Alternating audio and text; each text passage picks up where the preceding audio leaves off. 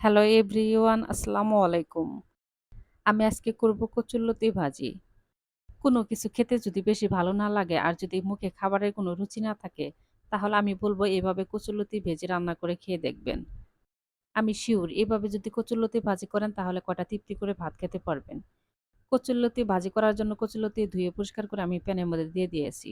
প্যানের মধ্যে দিয়ে দিয়েছি স্বাদ মতো লবণ, হাফ চামচ হলুদের গুঁড়া আর হাফ চামচ ধনিয়ার গুঁড়া আর দিয়ে দিয়েছি হাফ চামচ ভাজা জিরার গুঁড়া।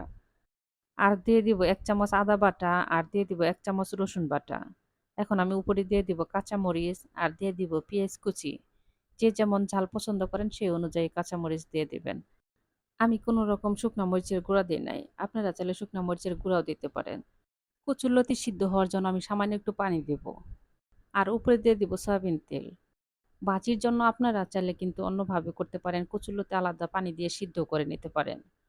কচুরলতির মধ্যে আমি সামান্য একটু পানি দিছি, তো কচুরলতিও সিদ্ধ হয়ে যাবে আর নিচে থেকেও পানি শুকিয়ে যাবে। কচুরলতি একদম শুকনা, শুকনা হয়ে যাবে, তাহলে দেখবেন যে আর গলা চুলকাবে না। আর আপনারা যদি পানি দিয়ে সিদ্ধ করেন তাহলে ১ চিমটি লেবুর রস দিবেন। তাহলে দেখবেন যে কচুরলতি আর চুলকাবে না। থেতো করা রসুন আমি কচুরলতির উপরে দিয়ে দিব।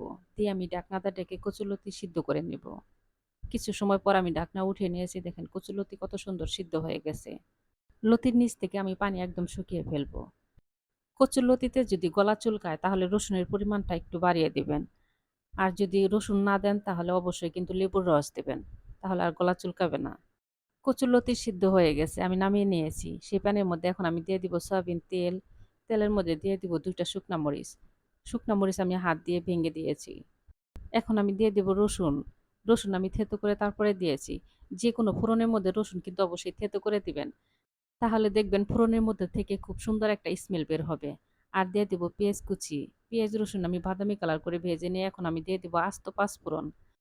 আস্ত পাঁচফোড়ন যারা পছন্দ করেন না তারা পাঁচফোড়ন একটু ভেজে নিবেন। ভেজে নিয়ে তারপরে গুঁড়া করে এই কচুরলতির উপরে দিয়ে দিবেন। তাও কিন্তু পাঁচফোড়ন স্কিপ করা যাবে না। এই ফোড়নটাই কিন্তু নিরামিষ কচুর স্বাদটা বাড়িয়ে দেবে। তাই অবশ্যই কিন্তু ফোড়নটা খুব ভালোভাবে দিতে হবে। বাদামি কালার করে রসুন আর পেঁয়াজ আমার ভেজে নেওয়া হয়ে গেছে। এখন আমি ফোড়নের মধ্যে কচুরলতি দিয়ে দিব। এইভাবে নিরামিষ কচু ভেজে একদিন খেয়ে দেখবেন। আর এই কচু অবশ্যই গরম ভাতের সাথে খাবেন আর ১ ফালি লেবু নিবেন। এভাবে খেয়ে দেখবেন, তাহলে দেখবেন আপনার প্লেটের ভাত কখন শেষ হয়ে গেছে বুঝতেই পারবেন না।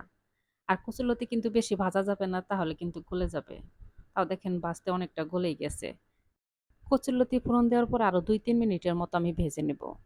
যেকোনো নিরামিষ খাবার কেন জানি না আমার এভাবে করলে বেশি ভালো লাগে। আশা করছি আপনাদেরও খুব ভালো লাগবে। আমার কচুলতি ভাজি হয়ে গেছে। এখন আমি নামিয়ে ফেলবো। সবাই ভালো থাকবেন। আল্লাহ হাফেজ।